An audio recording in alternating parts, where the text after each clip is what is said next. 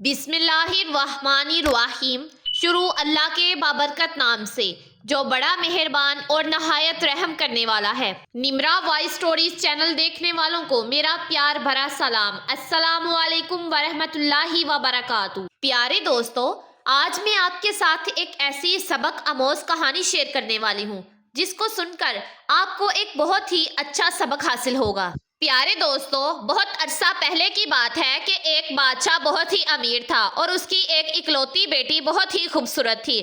اس کو اپنی خوبصورتی اور دولت کی وجہ سے بہت ہی مغرور اور گستاخ ہو گئی تھی۔ جب بھی کہیں سے اس کی شادی کا پیغام آتا تو وہ اس کو ٹھکرا دیتی اور اس کا خوب مذاق اڑایا کرتی۔ ایک دن بادشاہ نے اپنے بڑے سے محل میں خوبصورت سی دعوت رکھی اور اس دعوت میں ان حضرات کو بلایا جو کہ شہزادی سے شادی کرنے کے خواہش مند تھے۔ سب لوگ اپنے اپنے مرتبے کے حساب سے کرسیوں پر بیٹھ گئے۔ شہزادی اس دعوت میں اپنی کنیزوں کے ساتھ بڑی ہی مغرورانہ انداز میں آئی۔ وہ جس بھی امیدوار کے پاس سے گزرتی اس کو بڑی ہی حقارت سے دیکھتی۔ جب ایک شہزادے کے پاس پہنچی جو بہت ہی موٹا تھا تو اس نے اپنی کنیزوں سے ہنستے ہوئے کہا کہ یہ بہت ہی موٹا ٹپ ہے، اور اس نے دوسرے امیدوار کو دیکھ کر کہا کہ کیسا کھمبے کی طرح لگتا ہے۔ ایک شہزادہ بہت ہی چھوٹا تھا تو اس نے کہا کہ ذرا چھوٹو موٹو کو تو دیکھو۔ ایک نواب بہت ہی گوڑا تھا، شہزادی نے اسے سفید چوہا کہا۔ ایک امیر کا رنگ سرخ تھا تو شہزادی نے اسے مرغے کی کلگی کہہ کر پکارا۔ اسی طرح وہ ہر ایک امیدوار کو بے عزت کرتی رہی، لیکن وہ ایک بادشاہ کو دیکھ کر بہت ہی زیادہ ہنسی کیونکہ اس کی داڑھی تھی۔ اس نے مذاق اڑاتے ہوئے کہا کہ ذرا اسے تو دیکھو، اس نے اپنے چہرے پر کیسے جھاڑ پونچھ اگا رکھی ہے۔ بادشاہ نے جب دیکھا کہ اس کی مغرور بیٹی نے مہمانوں کی بہت ہی زیادہ بے عزتی کی ہے تو اسے بہت زیادہ غصہ آیا۔ اس نے بڑے دربار میں یہ اعلان کر دیا کہ شہزادی کسی کو پسند کرے یا نہ کرے، مگر اب میں اس کی شادی کسی فقیر سے کروں گا۔ اس اعلان کے بعد تمام لوگ وہاں سے چلے گئے اور کچھ ہی دیر کے بعد ایک آوارہ گرد گویا فقیر آیا جو گلی کوچوں میں گھوم کر اللہ کے کلام گایا کرتا تھا۔ اس نے شاہی محل کے نیچے کھڑکی کے قریب ہو کر اللہ کا کلام پڑھنا شروع کر دیا۔ بادشاہ نے جیسے ہی اس کی آواز سنی تو ایک خادم کو حکم دیا کہ اس فقیر کو اندر بلایا جائے۔ وہ خادم پھٹے پرانے کپڑوں میں فقیر کو اندر لے آیا۔ اس فقیر نے بادشاہ اور شہزادی کے سامنے بہت ہی اچھا اللہ کا کلام سنایا اور بادشاہ سے انعام مانگا۔ تو بادشاہ نے کہا کہ تم نے بہت ہی اچھا اللہ کا کلام سنایا ہے، میں تمہیں بہت ہی اچھا انعام دوں گا۔ میں انعام کے طور پر اپنی بیٹی کی شادی تم سے کروں گا۔ جب شہزادی نے یہ سنا تو وہ بدحواس ہو گئی، وہ بہت زیادہ روئی پیٹی، مگر بادشاہ نے اس کی ایک نہ سنی۔ بادشاہ نے اسے ڈانٹتے ہوئے کہا کہ میں نے مہمانوں کے سامنے قسم کھائی تھی کہ اب تمہاری شادی ایک فقیر سے کروں گا، اب میں وہ قسم پوری کر رہا ہوں۔ یہ کہہ کر بادشاہ نے قاضی کو بلوایا اور اس مغرور گھمنڈی شہزادی کی شادی ایک فقیر سے کروا دی اور پھر حکم دیا کہ تم اپنے شوہر کے ساتھ چلی جاؤ۔ شہزادی روٹی پیٹتی ہوئی اس فقیر کے ساتھ تو چلی گئی۔ راستے میں وہ ایک شکارگاہ سے گزرے۔ اتنی بڑی شکارگاہ دیکھ کر وہ شہزادی حیران ہو گئی۔ اس نے اس فقیر سے پوچھا کہ یہ شکارگاہ کس کی ہے؟ اس فقیر نے جواب دیا کہ میں نے سنا ہے تم نے ایک داڑھی والے بادشاہ کا مذاق اڑایا تھا، یہ شکارگاہ اسی کی ہے۔ اگر تم اس سے شادی کر لیتی تو یہ آج تمہاری ملکیت ہوتی۔ شہزادی نے ٹھنڈی آہ بھر کے کہا کہ اوف، میں نے یہ کیا کیا۔ اس کے بعد وہ ایک خوبصورت باغ میں پہنچے۔ اس کو دیکھ کر شہزادی نے پھر پوچھا کہ یہ باغ کس کا ہے؟ فقیر نے آہستہ سے کہا کہ یہ باغ بھی اسی داڑھی والے کا ہے۔ شہزادی نے افسوس بڑے لہجے میں کہا کہ میں بھی کتنی بد نصیب ہوں۔ پھر وہ ایک عظیم و شان شہر میں داخل ہوئے۔ شہزادی نے پوچھا کہ یہ شہر کتنا خوبصورت ہے اور یہ کس کا ہے؟ فقیر نے کہا کہ اس خوبصورت شہر کا مالک بھی وہ داڑھی والا بادشاہ ہی ہے۔ اگر تم تب اس سے شادی کر لیتی تو یہ سب کچھ تمہارا ہوتا۔ شہزادی نے بہت ہی پچھتاتے ہوئے کہا کہ میں نے بہت بڑی غلطی کر دی، کاش میں تب اس سے شادی کر لیتی۔ فقیر شوہر نے ناراض ہوتے ہوئے کہا کہ مجھے اس سے کوئی مطلب نہیں، لیکن تم میرے ہوتے ہوئے دوسرے مردوں کی باتیں کیوں کر رہی ہو؟ کیا مجھ میں کوئی کمی ہے؟ اس طرح کی باتیں کرتے ہوئے وہ ایک چھوٹی سی جھونپڑی کے قریب پہنچے۔ قریب پہنچتے ہی شہزادی نے پوچھا کہ کیسی بدنما اور چھوٹی سی جھونپڑی ہے، آخر یہ کس کی ہے؟ فقیر نے کہا کہ یہ میرا ہی گھر ہے اور یہی وہ جگہ ہے جہاں ہم دونوں کو زندگی گزارنی ہے۔ شہزادی نے کہا کہ تمہارے نوکر کہاں ہیں؟ فقیر نے کہا کہ ہمیں نوکروں سے کیا کام، تم ہر کام کر سکتی ہو، اب آگ جلاؤ اور میرے لیے مزیدار سا کھانا بناؤ، میں بہت زیادہ تھک گیا ہوں۔ کیونکہ شہزادی کو تو کھانا پکانا ہی نہیں آتا تھا، اس لیے فقیر نے اس کی کچھ مدد کی اور کچھ دیر کے بعد انہوں نے ہلکا پھلکا کھانا بنا کر کھا لیا اور بعد میں سو گئے۔ دوسری صبح فقیر نے شہزادی کو جگایا اور گھر صاف کرنے اور دوسرے کام کرنے کے لیے کہا۔ شہزادی تمام دن کام کرتی رہی اور جلی کٹی باتیں بھی سنتی رہی، مگر صبر کے سوا کوئی چارہ نہ تھا۔ اسی طرح انہوں نے کئی دن گزار دیے اور پھر ایک دن ایسا آیا کہ ان کے پاس کھانے کے لیے کچھ نہ رہا۔ ایک دن فقیر نے کہا کہ میں نے جو کچھ بھی کمایا تھا وہ ختم ہو گیا ہے، اب تمہارے کمانے کی باری آ گئی ہے۔ میں تمہیں بیت لا کر دیتا ہوں، تم اس سے ٹوکریاں بنا کرنا اور ہم شہر میں فروخت کیا کریں گے۔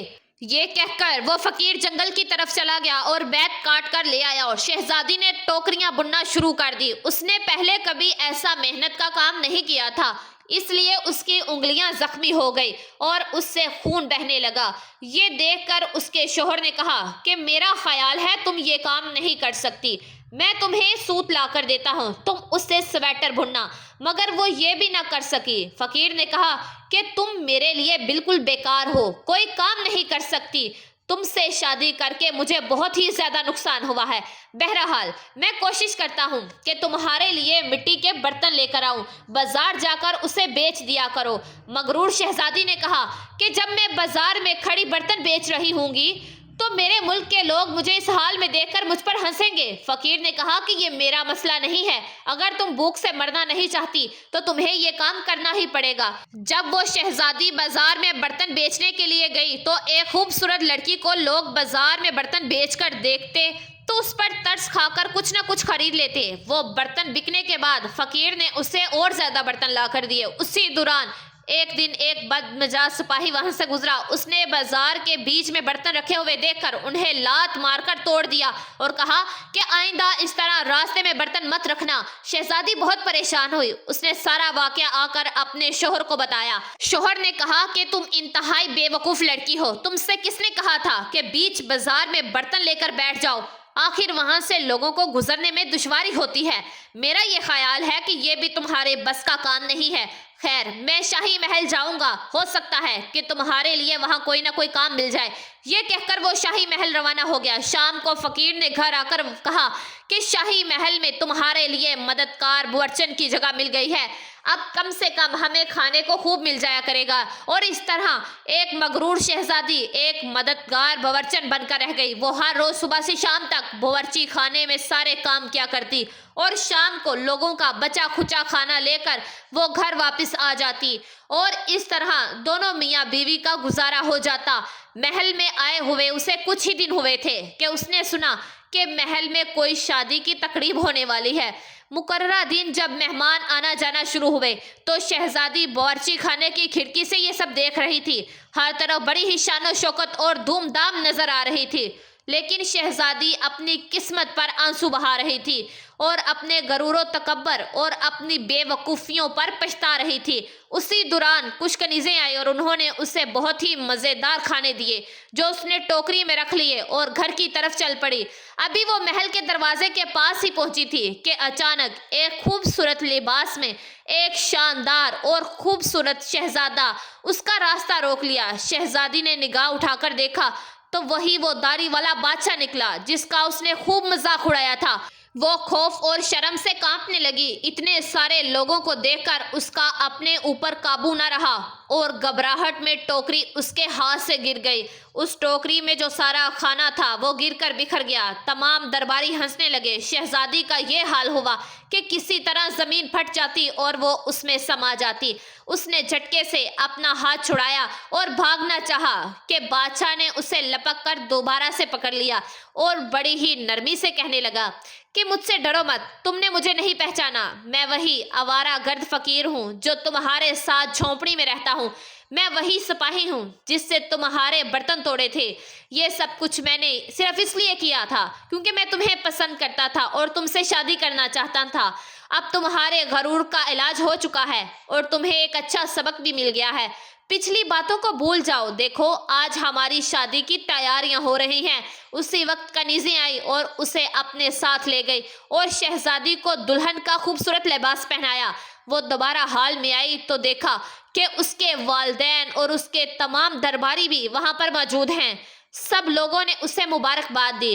اب شہزادی بالکل بدل چکی تھی۔